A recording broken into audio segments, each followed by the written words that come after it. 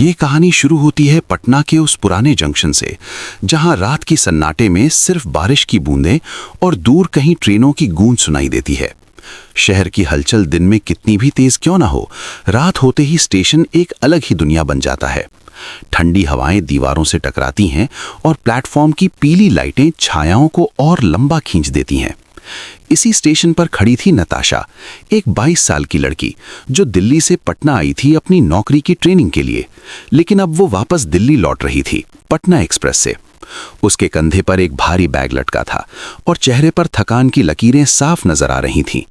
बारिश ने उसे पूरी तरह भिगो दिया था और उसके बाल चिपक कर चेहरे पर आ रहे थे। माँ, हाँ पहुंच गई हूँ, ट्रेन आने ही वाली है, नताशा ने फोन पर कहा, जबकि उसकी माँ की आवाज में चिंता साफ झलक रही थी। बेटा, रात का समय है, अकेली हो, सावधान रहना। मैंने सुना है आजकल स्टेशनों पर कुछ अजीब घटनाएं हो रही हैं। नताशा ने हंसते हुए कहा, ओ माँ, आप भी ना, मैं बड़ी हो गई हूं, चिंता मत करो।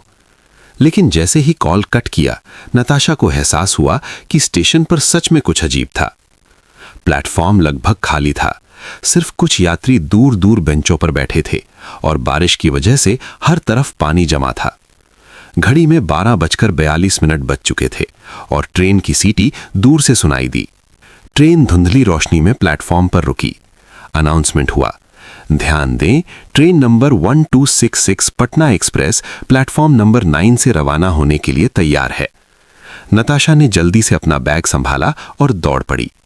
बारिश में फिसलती हुई वो ट्रेन की ओर बढ़ी। ट्रेन धीरे धीरे चलने लगी थी और आखिरी मौके पर नताशा ने एक झटके से दरवाजा पकड़ा और कोच नंबर 13 में घुस गई। अंदर का माहौल अजीब था। नीली लाइटें टिमटिमा रही थीं और कोच में सन्नाटा पसरा हुआ था। सिर्फ 3-4 यात्री बैठे थे, लेकिन उनकी आंखें खाली थीं, जैसे वो जीवित न हो। नताशा ने सोचा, शायद रात का समय है, सब सो रहे हैं। वो एक सीट पर बैठ गई, लेकिन उसकी प्यास तेज हो गई। बैग से बोतल निकाली, लेकिन वो खाली थी। उठकर वो वॉशरूम की ओर चली। अंदर जाते ही एक तेज बदबू आई, जैसे कुछ सड़ रहा हो। नल खोला, लेकिन पानी की बजाय लाल गाढ़ा तरल निकला, खून जैसा, और नल में कुछ जले हुए मांस के टुकड़े अटके थे। नताशा की चीख निकल गई। वो बाहर भागी, लेकिन जैसे ही बाहर आई, एक महिला दरवाजे पर खड़ी थी। क्या हुआ बेटी? महिला ने पूछा। नताशा ने इशारा किया, लेकिन अब वॉश बेसिन में साफ पानी बह रहा था। कुछ नहीं, शायद भ्रम हुआ, नताशा ने खुद को समझाया और वापस सीट पर बैठ गई। मोबाइल निकाला, लेकिन बैटरी 0% थी। महिला अब उसके सामने बैठी थी और मुस्कुरा रही थी, एक अजीब ठंडी मुस्कान। ट्रेन चल रही थी, बाहर बारिश तेज हो गई थी। नताशा की आंखें बंद होने लगी। तभी आवाज आई, टिकट दिखाइए मैडम। नताशा ने आंखें खोली और सामने टीटी खड़ा था, लेकिन उसका चेहरा आधा जला हुआ, त्वचा से मांस टपक रहा था, आंखें लाल अंगारों जैसी। आपका टिकट अधूरा है, उसने कहा। नताशा डर गई, लेकिन अगले ही पल वो फिर से सीट पर थी। सपना था, उसने सोचा, लेकिन अब कोच और शांत लग रहा था। यात्री अभी भी निश्चल थे। नताशा ने बैग से पानी की बोतल निकाली। वो भरी हुई थी, लेकिन पहले तो खाली थी। एक बूढ़ा आदमी पास आया। बिटिया, थोड़ा पानी। नताशा ने बोतल दी, लेकिन जैसे ही देखा, बूढ़े का चेहरा जला हुआ था, छाले, झुलसी गंध। वो चीखी और भागी। कोच में सब यात्री अब उसे घूर रहे थे। उनकी आंखें एक साथ टिकीं और वो मुस्कुराने लगे, भयानक मुस्कान। नताशा दरवाजे तक पहुंची। बाहर एक युवक खड़ा था, ट्रेन से झांकते हुए।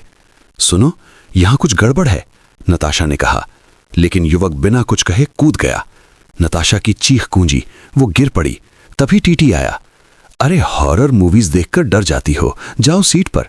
लेकिन उसके स्वर में कुछ अजीब था। नताशा वापस गई, लेकिन अब सब सामान्य लग रहा था। फिर वॉशरूम गई और फिर वही खून बहता हुआ। वो भागी, टीटी फिर आया, लेकिन अब उसका चेहरा विकृत था। अब देर हो चुकी है, तुम हमारी दुनिया का हिस्सा हो, ये चक्र है, बार बार दोहराएगा। नताशा बेहोश हो गई। आंख खुली तो वही कोच, वही बारिश। अब वो समझ चुकी थी, ये लूप है। वो भागी, लेकिन हर बार वापस उसी कोच में। दरवाजा खुला, वही युवक। तुम गलत कोच में चढ़ गई हो, अब ये तुम्हारा घर है। वो फिर कूद गया। टीटी आया। बार बार बेहोश होगी, वही दोहराएगा।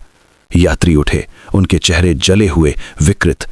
कोच शवगृह बन गया, राख, सड़ी गंध। नताशा दौड़ी, छलांग लगाई। आंख खुली, अस्पताल में मां रो रही थी। 10 दिन से बेहोश थी। नर्स आई, तुम खुशकिस्मत हो, कोच तेरा कई साल पहले चला था, सब मर गए। हर साल उसी रात वो प्रकट होता है, जो चढ़ता है वापस नहीं आता। रिया, नोट नाम अब रिया, शायद जुड़मा बहन या ट्विस्ट, ने खिड़की देखी। ट्रेन की आवाज गूंजी। लेकिन क्या ये अंत था या नया चक्र? अब कहानी को विस्तार देते हुए, बदलाव के साथ, नाम सुसंगत रखते हुए, रिया और ज्यादा सस्पेंस डिटेल्स जोड़कर। रिया को याद आया वो रात। वो दिल्ली में एक आईटी कंपनी में काम करती थी, लेकिन पटना में अपनी दादी की मौत के बाद आई थी। अब वापस जा रही थी। स्टेशन पर बारिश इतनी तेज थी कि रिया की साड़ी पूरी तरह भीग गई थी। उसके बालों से पानी टपक रहा था और वो ठंड से कांप रही थी। मां का फोन आया, बेटी सावधान रहना, मैंने सपने में देखा कुछ बुरा। रिया ने हंस दिया। मां, सपने बस सपने होते हैं। ट्रेन आई, रिया चढ़ी कोच 13 में। अंदर की ठंडक अजीब थी, जैसे फ्रीजर में हो। यात्री, एक बूढ़ा, एक महिला, एक युवक, सब निश्चल। रिया बैठी, प्यास लगी, वॉशरूम गई, खून निकला, चीखीं, बाहर आईं। महिला, क्या हुआ? लेकिन अब साफ पानी। रिया सोची शायद थकान से। नींद आई, सपना, टीटी जला हुआ। जागी, बोतल भरी, बूढ़ा, पानी, जला चेहरा। भागी, यात्री घूरे, युवक कूदा। TT, horror movies. फिर वॉशरूम, खून, टीटी विकृत। चक्र में फंस गईं।